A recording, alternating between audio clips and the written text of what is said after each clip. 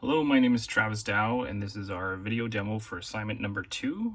For this assignment, all three of our group members work together to write the code. So at the start of the main function of the application, we just call this IO initialization function, and that just simply sets up all of the digital input-output pins as we are planning to use them for the hardware. And then we move into this continuous while loop that just calls this IO check function. And this IO check function is where we check the state of the hardware.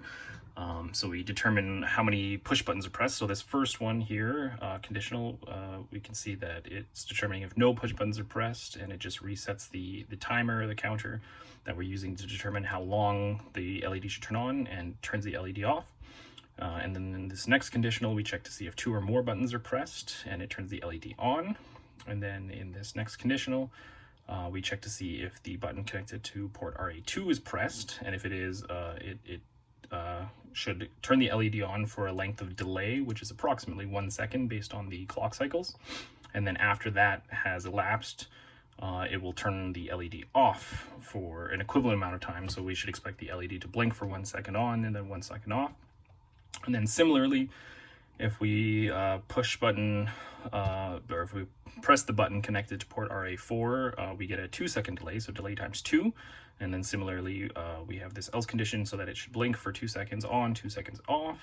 And then finally, we have the third push button condition for the push button connected to port RB4, where we have a delay times 3. And then again, we should expect it to turn on for 3 seconds, and then turn off for 3 seconds, and then turn back on for 3 seconds.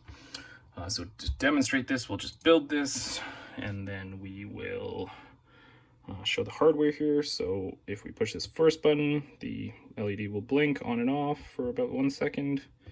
The second button blinks on and off for about 2 seconds.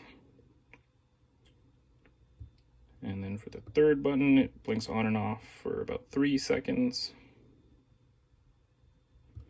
And then if we push 2 buttons simultaneously, it should just be always on. And then if we have no buttons pushed, obviously there should be no LED on. And then just to demonstrate again, there's push button 1 connected to port RA2. And here's push button 2 connected to port RA4. And then push button 3 connected to port RB4. There we go. Thank you very much.